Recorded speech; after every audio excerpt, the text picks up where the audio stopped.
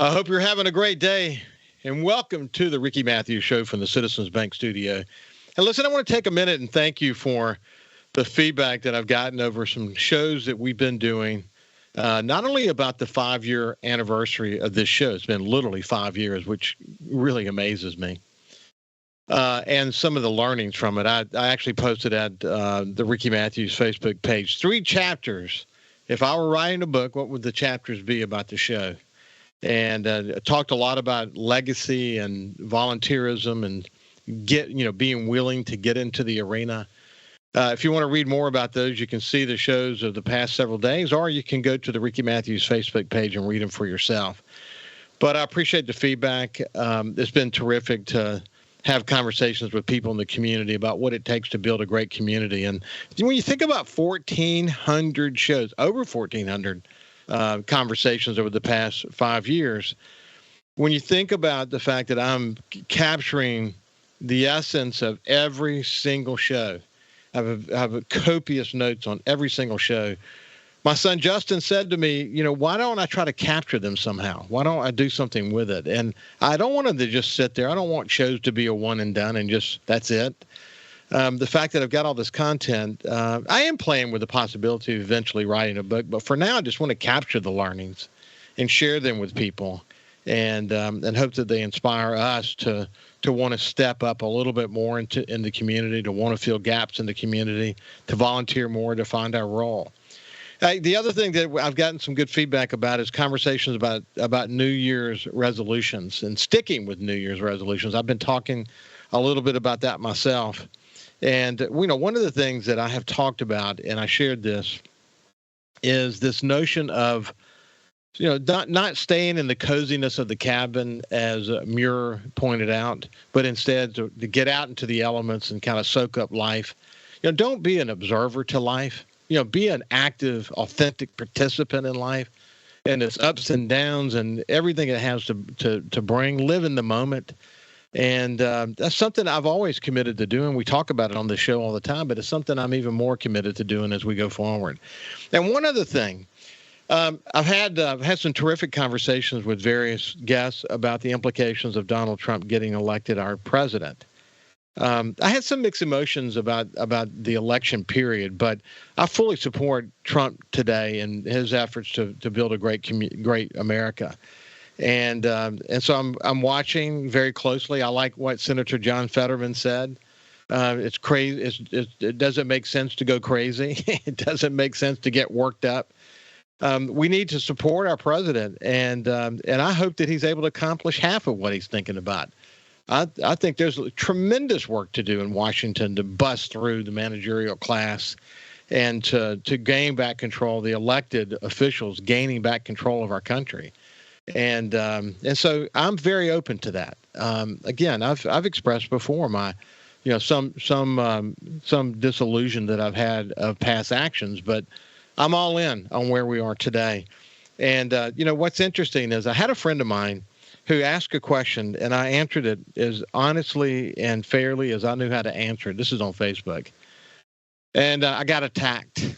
So what I concluded was the poor guy lives in an echo chamber. He continues to live in an echo chamber. All he hears is anti-Trump paraphernalia. And at the end of the day, no one's going to change his point of view. Nor was I trying to, incidentally. I was just explaining my read on some action that has been taken. And by the way, Trump is not even president yet. That's what's amazing to me. Oh, man, people are going crazy, and he's not even president yet. But I blocked him. I decided to block him because what I'm going to do in cases like that is if I determine someone lives in an echo chamber and doesn't really want to hear my point of view, I'm out. So I'm not going to let him influence my world in a negative way. And that's another thing. It's up to us to decide whether we want to have a positive approach to life or a negative approach to life. And by the way, my guest and I are about to talk about that here in just a second. But without any further prerequisites to this show today, I just want to welcome my friend Robby D'Angelo. He's a mental optimization coach. He's been a regular on this show for 5 years. And we're going to talk today about sticking with New Year's resolutions. Robby, how you doing, my friend? Man, Ricky, life is beautiful. I'm extremely grateful and blessed going into this new year. And, for the first time in a long time, I'm abundant in excitement. So I'm ready, man. Well, I mean, again, you have committed yourself. Listen, you didn't need New Year's to remind you that it's time to be resolved. It's time to have new resolutions and so on. I mean, you and I have had many conversations about that. But since today's show is going to a wider audience, we'll kind of start a little bit from the beginning, because I want people to have a better understanding of who you are and what you do for a living. But you live every day trying to get the most out of it. You define living in the moment, and you're very authentic about that. But why don't you kind of briefly introduce yourself to people who have not heard us talk before? Yeah, absolutely. My name is Robby D'Angelo. I'm a Mississippi Coast native, born and raised. I do now live in St. Petersburg, Florida, but what I do is a lot of mental optimization. I help people close the gap between where they're at and where they want to be. I have a deep background in biohacking, mental performance, psychology, philosophy, and now actually doing a lot more business consulting on the human capital side as well. So my passion in life is just helping people get past their limiting beliefs and their perceived limitations to live a beautifully authentic life in the service of greater purpose. And, New Year's is a great opportunity. By the way, thank you for that. I think you did a wonderful job of doing that in a brief way. There's a big story. I mean, Robby started every single game for the University of Southern Mississippi as a lineman. He weighed over 300 pounds. He lost, how much, Robby? Over 100 pounds? I lost 105 in a year. 105 pounds in a year. And what he learned about himself and goal setting and sticking to it and determination, and the list goes on and on and on, really ultimately changed his life to where he today literally makes a living out of helping people get the most out of their lives. And he's been a good inspiration for me and someone I've really enjoyed visiting with over the past 5 years. But, New Year's is an opportunity to reflect. It is an opportunity to look back. It is an opportunity to look forward. It is an opportunity to kind of freeze frame things and thank God for where you are. Because, I mean, at the end of the day, life, if we have life, we've got a starting point, and we've got people around us who love us. And so it is an opportunity. And a lot of people make New Year's resolutions, and as you and I have discussed in the past, there's huge challenges in sticking with them, isn't there, Robby? Well, I mean, there's a reason 8% of people make it past January, and this is actually quitting week. So normally the second week of January is when most people fall off. I think it's about 50% fall off their goals. And so, yeah, it's just one of those things. We look for that fresh start of January 1st, but we keep our past beliefs and our past identity into a new year and wonder why nothing changes. Listen, someone once said a goal without a plan is just a wish. I think part of the problem, as you and I have discussed in the past, has been setting realistic expectations. I mean, some people just, they make very unrealistic expectations and almost immediately sense failure. And since people don't like failure, they run from it as quick as possible, and the goal goes to heck in a handbasket. But, setting realistic expectations is so important, isn't it? Absolutely, because a lot of times when we set these big, scary goals of, like for me, when I wanted to lose 100 pounds, that was scary. And that's a big goal. And when we look at the enormity of doing all of that, especially the length of time that it's going to take to do that, it's really, really daunting and it's scary. So what I like to get people to do is let's just reverse engineer those goals from that big, scary goal to today. What are my today goals? Because if I can get through today and then just keep doing that, I'm going to get to that big goal. But I just like to focus on the very, very smallest goals, because that's all you can control. It is for sure all you can control. There's no doubt about that. We're going to spend a little bit more time on this one, but understanding your motivation, and people have different reasons for doing what they do. Franklin Delano Roosevelt once said, "The only limit to our realization of tomorrow will be our doubts of today. We're our own major limiting factor, aren't we? We are our only limiting factor. And what I tell people is just be, do, have. And what we're talking about right now is the be. It's the identity. What is your identity? When you look in the mirror and look and think about yourself, what story plays in your head? And that story directly dictates the actions you take, the way you perceive the world. So if you don't start on an identity level change, then you're right. I mean, change almost isn't possible at that point. Motivation is really important. Attitude and positive attitude is really important too. And there's a great study from Norwegian University Science and Technology that came out recently.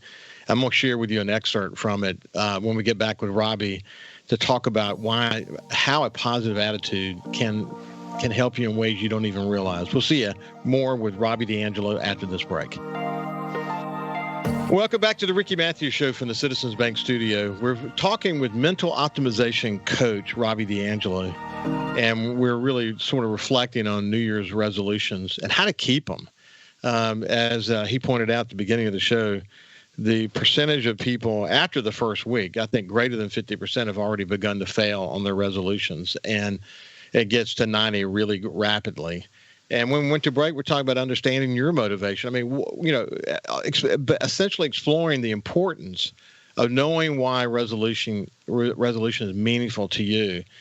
And as I pointed out before we went to break, there was a great study that came out recently that talked about the importance of having sort of a growth mindset and a positive attitude. I want to just read, this is something that was posted on X by a guy by the name of Owen Gregarian. And the title was that people with a positive attitude are built differently, and this is what the study suggests. And again, it's Norwegian University Science and Technology. A positive attitude, what researchers call a growth mindset, or belief in growth, is associated with both higher willpower and passion, according to this very large study. People who believe they will succeed are far more passionate and have greater willpower than those who do not have that belief, says one of the professors of this study. He went on to add that they have worked for many years to find out what makes people succeed in their goals. Now he and another professor have joined forces, and they've written a paper about it. But anyway, essentially it says passion and grit in individuals with high levels of growth mindset are different than in individuals who have a low growth mindset. The two looked at 1,548 participants, ages 13 to 77, to assess various factors needed to become good at something. First, they considered the participants' passion, determination, and belief that they would succeed in their goals. Here, of course, there are large individual differences. Then, they compared the participants who had the most positive attitude with participants who had the least belief that they would succeed. Differences are clear. We find large differences in passion and determination when we compare the 5% who have the most positive attitude with the 5% who have the most negative. These groups are different. High passion and determination are directly related to positive attitudes in adults. Our results can help us better understand the connections between different factors. These are in turn related to how satisfied people are with their lives and how they feel and what they have already achieved and are learning. Let's see. When we know more about what characterizes people with different attitudes, we can also better understand how we can motivate different groups.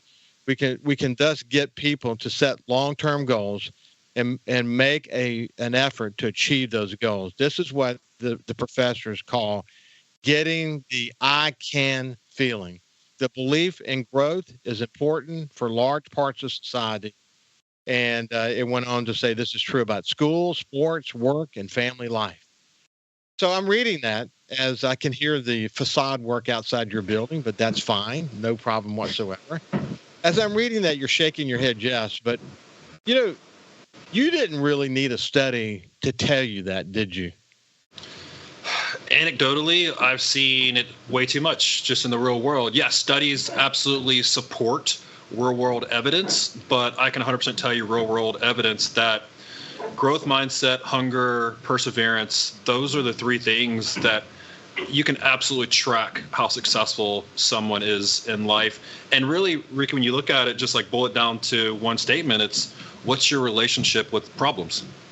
When problems come up in your life, what is your relationship with that expression, right? So like when a problem comes up, you're like, okay, cool, problem. Let's solve this and keep moving forward. Or, oh, problem, the world's ending, everything is going bad. Like when a problem comes up, what is your relationship with any problem in your life? Do you have a, okay, we can get past this. Like how do we fix this? Or do you immediately, negative spiral out of control and ruins everything you're doing? So, Robby, I went to Northwestern University Media Management Center. It's a collaboration between the journalism school and the business school, and it's a terrific program. It's a one-year program. Had people from 7 countries in the program with us, and we had projects that we worked on, et cetera. But on the graduation day, a guy by the name of Robert J. Danzig, he's passed away now, but he was the former chairman of the board for the Hearst Corporation, and he came to speak to us. And, a lot of our conversation was about the internet and new media and all this kind of stuff. And here was this old guy coming to speak to us. And, I think the impression of the group immediately was, what would this old guy have to say to us? And he opened his mouth, and in the first sentence, he had us. And what he talked about was that and I've mentioned this to you before, but that there's a powerful lubrication to change that comes from pain. And his whole speech was about that, whether the pain is in your personal life or whether the pain is in business. The truth is we always have pain in some aspect of our lives. Now, people sometimes will ignore that pain and not address it until it becomes more painful. And then, the more painful it becomes, the more forced you are to deal with it. But he was pointing out that we should all be focused on continuous change, so that when a problem occurs, we're more aware of it and we can deal with it before it becomes too painful. But he was just pointing out that the lubrication to change often follows pain. So, that could be in any aspect of your life, couldn't it? I literally told a consulting client last night, the only human that likes change is a wet baby.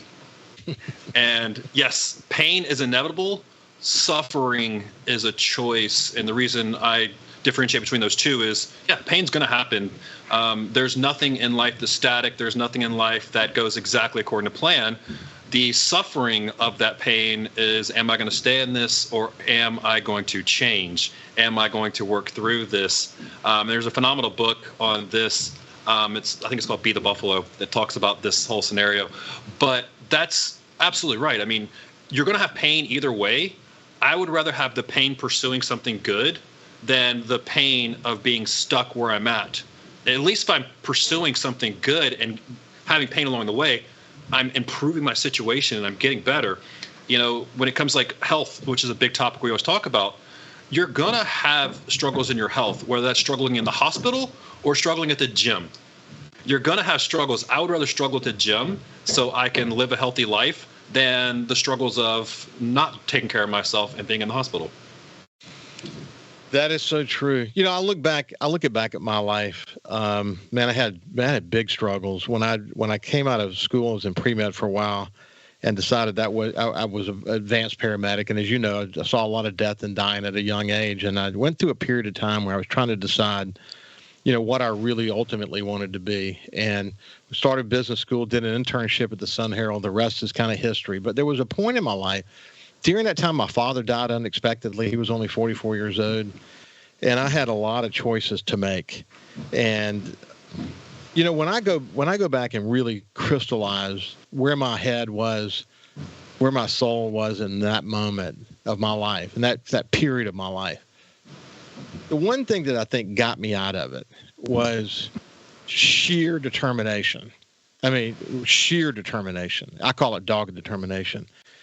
The other was somehow, somewhere, I don't know if it was built into my DNA or whether it's something that just evolved in me from reading a lot of reading about how to set goals and how to go tackle life, et cetera. Like Tony Robbins, for example, I consumed everything he wrote, and Norman Vincent Peale and so many others.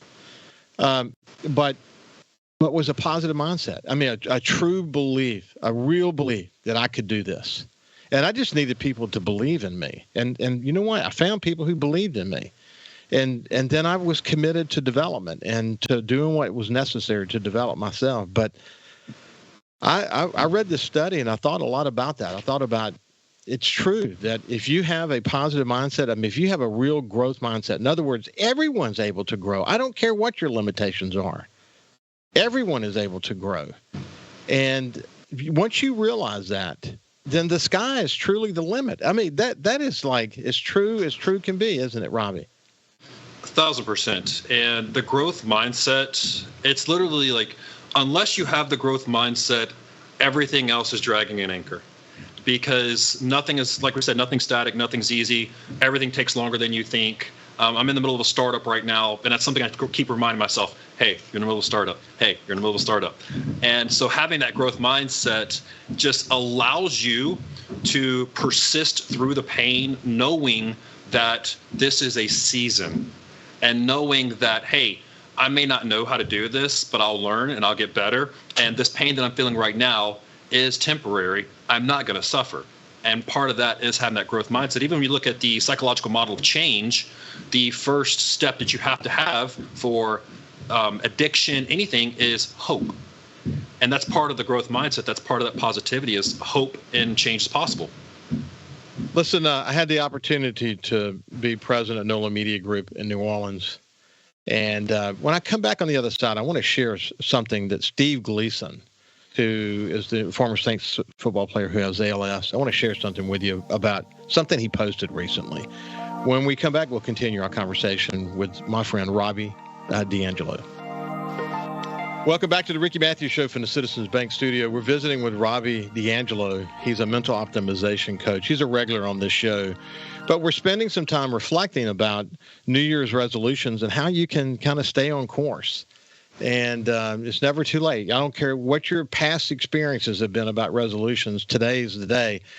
And as we were discussing before we went to break, positive attitude, this growth mindset, the realization that everyone has an opportunity to approach life with the sky's the limit. You just have to get that point of view. And I was going to share something. When I was in New Orleans as president of NOLA Media Group and publisher of the Times-Picayune and NOLA.com, I had the opportunity to work with some really good people. And one of the guys that I worked with, his name is Jeff Duncan, and he joins me every Monday on this show. And I'm thrilled to have him. We talk about the Saints and all kinds of other stuff. He wrote the definitive book on Drew Brees and Sean Payton. He's wrote a number of books about the Saints. And he also collaborated with Steve Gleason on Steve's book, A Life Impossible. And I noticed that Steve, at Steve's X account, he actually says live impossible now. That's the way he talks about it. But the book is incredible. And think about Steve, who's had ALS for all these years, and he's struggled so mightily.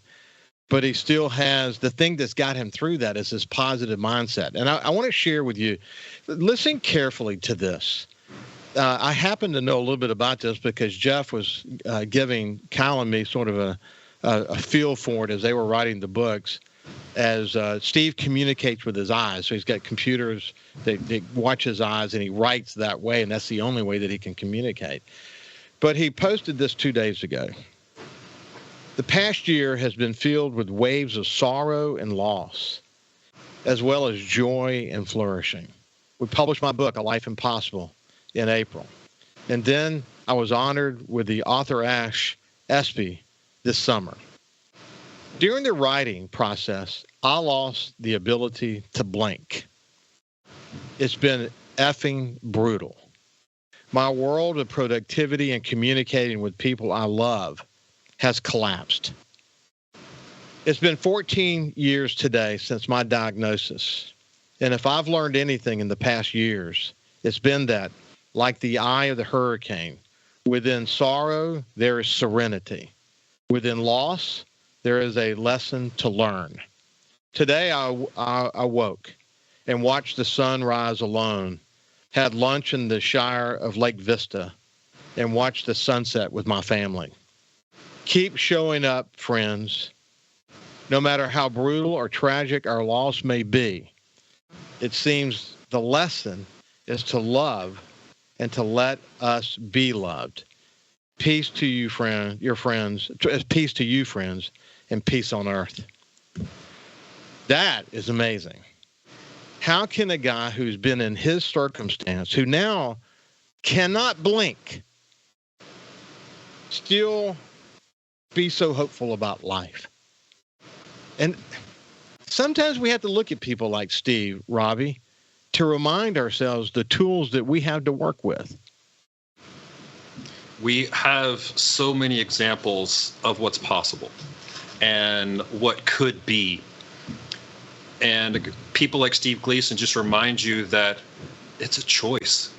And he's consciously making a choice every day of his life, even as tough as things are. I mean, 99.9% of people listening to this show right now do not have it as bad as him.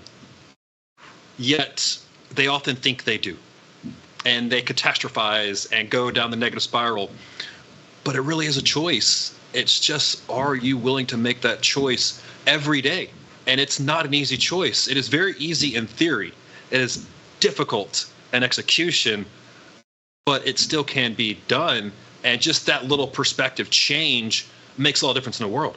I mean, there's days I wake up and there's 9 million fires going on. My email box is full. People are calling me early in the morning. And I'm like, okay, like this will all, like, nobody, is anybody dying? No? Okay, we'll get through this. And just being able to stay that calm. And actually, they did a real cool study on this, the champions mentality. Actually, they did a blood work study. And they have the amazing ability, they studied Tom Brady, Kobe, all these guys, to stay calm under pressure. And when stress rises, they focus. And it is just a choice that we have to make, but we have to consistently make that choice. One of the books that I read early in my road to finding myself when I was younger, what one of the authors I read was Zig Ziglar. I read him, constantly. I read everything he had written more than once. So in some cases, many times.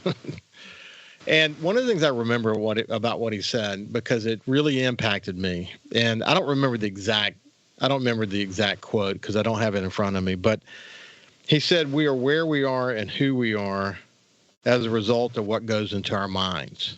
If we want to change where we are and who we are, then we must change what goes into our minds." I read that early on, and from that point forward, I started to fill my mind with as much good, positive information that I could get my head around that would help me become a better person. I did as much as I possibly could. And listen, if you do that over an extended period of time, it has an impact. It becomes kind of part of your habit, I guess, especially, hopefully in my case, because of my DNA. Maybe I had a predisposal to having a positive framework, but it certainly hadn't bared itself out yet in that moment that I was in. So, boy, changing what goes into your minds is a key element, isn't it? One of the books that I re-listen to every single year, because it's only like an hour, is As a Man Thinketh by James Allen. And I encourage everyone, go listen to that to start your year. It's only an hour. You can make it through that one. But the analogy that he uses is your brain is like a garden.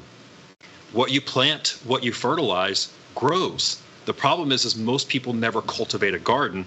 They just let the weeds take over because it's not a conscious process.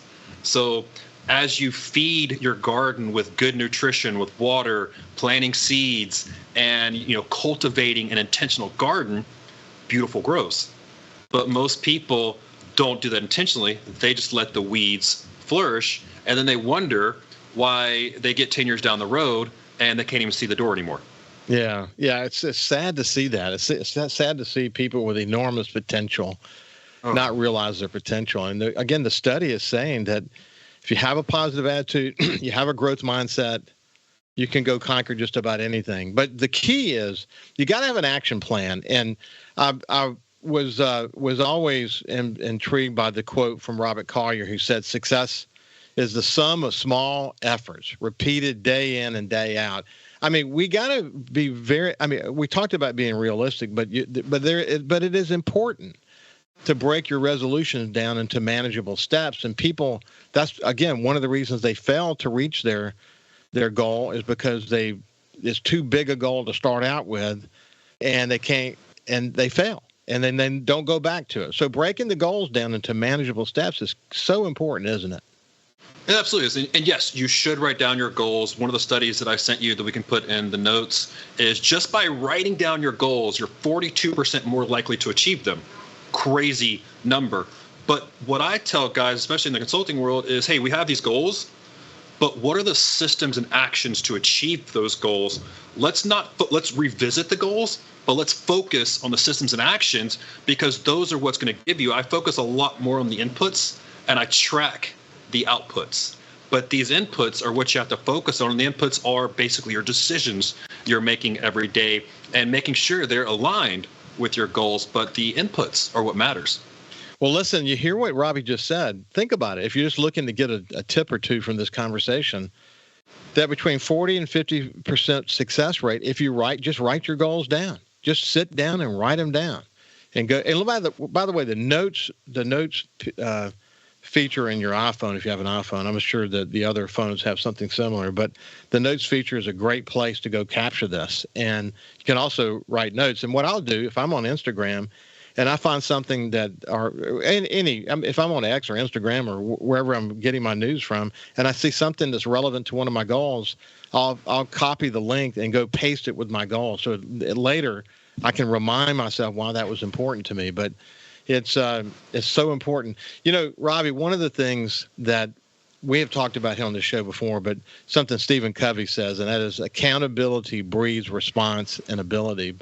The reality is that we have to be accountable. We have to be accountable to ourselves.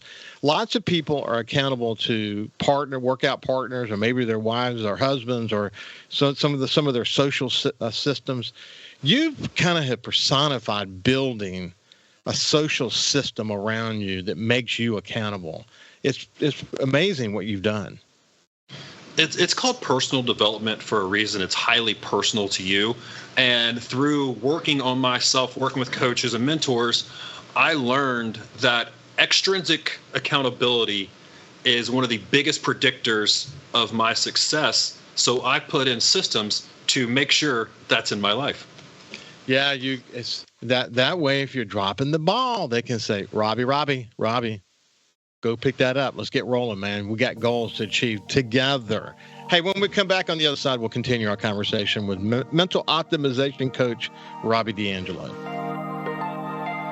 Welcome back to the Ricky Mathews Show. We're visiting with mental optimization coach Robby D'Angelo, who's a regular on this show, and we're spending some time today talking about New Year's resolutions. And when we went to break, we were talking about accountability. And again, one of the tips that came out of this conversation today is that you're more than 40% more likely to reach your goal if you write it down. So go write your goals down. Give some thought to that and build them out. And don't try to go at it, full barrel. Just break it down in steps and go at it.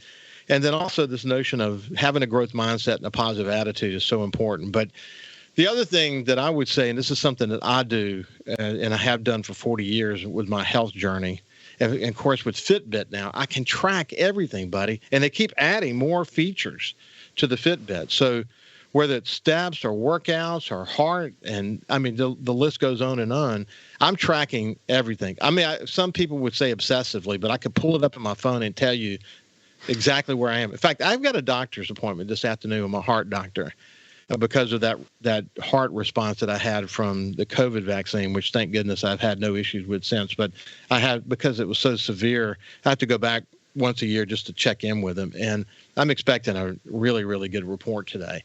But I'm going to that appointment really excited to talk to him and tell him where I am in the process. But tracking progress and celebrating the small wins are hugely important, aren't they? To me, honestly, yeah, you have to write down your goals. Yes, you have to come up with an action plan. I honestly believe that accountability is like 60 to 70% of the battle. And the reason being is you're going to let yourself down, but you have a much harder time letting someone else down. And just knowing that, hey, on Monday morning, I'm jumping on the phone with my executive team and my COO is going to be on there and he's going to ask me about every single one of these metrics and every single one about one of these goals. And I have to answer to that. Like, I have to get it done by then because he's going to ask me about it in front of the group. So like one of the questions I always ask people is, okay, what are we going to track and who's going to hold us accountable to what we're tracking? Who are we going to send progress reports to? And just having someone in your life, an accountability buddy, as I call it, having someone in your life that can hold you accountable, whether it's just a group of 3 or 4 friends or a coach or a consultant, just someone to say, hey, you told me this was important to you. It didn't happen this week. Why not? What's going on? That simple conversation is a beautiful lubricant to your goals. It is. Albert Schweitzer once said, success is not the key to happiness. Happiness is the key to success. If you love what you are doing, you will be successful. And as it relates to sort of your mental and physical well-being, you really kind of got to feel good about yourself and feel good about your progress. What else is there? Let's be honest. What else is there in this world than, look, relationships are important. You know, all these things we talk about are important, but they're all important because of what you just said, your fulfillment, your joy, your peace. Happiness is kind of a fleeting emotion. I like to stick to fulfillment, joy, and peace. But what's more important than those 3 things? Just everything else we're talking about are leading indicators to those 3 things. Listen, people, again, this is in the conversation of New Year's resolutions, but there are going to be setbacks along the way. You maybe miss a workout, or maybe you pull a muscle or something, and it slows you down. But I think Vince Lombardi addressed that pretty well when he said, "It's not whether you get knocked down, it's whether you get up." And so, we got to realize there are going to be setbacks along the way, whether it's in your business or your human relationships or, your workout schedule. We've talked a lot about the role the mindset has in achieving your goals, but I think Henry Ford said it best when he said, whether you think you can or you think you can't, you're right. If you really kind of break that down, that is actually a brilliant statement, isn't it? It's so simple and beautiful. And I've said that to so many people because the labels that we put on ourselves, we talked about that identity piece, the labels we put on ourselves are self-fulfilling prophecies. I'm a procrastinator, you're going to procrastinate. I'm tired, you're going to be tired. Or, hey, I'm excited, you're going to be excited. I'm positive, they're self-fulfilling prophecies. So why not curate those labels instead of being victim to those labels? I would really encourage people to go read anything you can get your hands on about the growth mindset, because within that is a lot of encouragement and maybe motivation, inspiration to help you kind of do what you want to do. Hey, listen, I don't want to end the conversations today without inviting you to tell people how they can follow you and to stay in touch with you. Yeah, actually, I'm really excited. I've been working with my team. I'm about to start a whole new social media campaign and all kind of fun things that are coming out this year as we launch a new business, Narrowgate Consulting. And so we're doing so many fun things. But yeah, guys, just anywhere, Robby D'Angelo. You can literally comment on this video, shoot me a message. I always respond back to everything. And I'm also, guys, if you're interested in really accomplishing New Year's resolutions, just type done below. Like, you've made the decision. I'm done with the old self. I'm ready for the new self. Type done below, and I'll send you a guide that I've been working on for 2025 and actually accomplishing goals this year instead of not procrastinating and being lazy like you were the past years. Well, thank you, Robby. That's wonderful. That's wonderful. Listen, I hope you have a great day. I hope this has been helpful to people as you think about your resolutions. And, if you haven't had resolution, maybe now's the time to start. And if you're on the journey to achieve them, good luck to you. God bless you, and we'll see you tomorrow.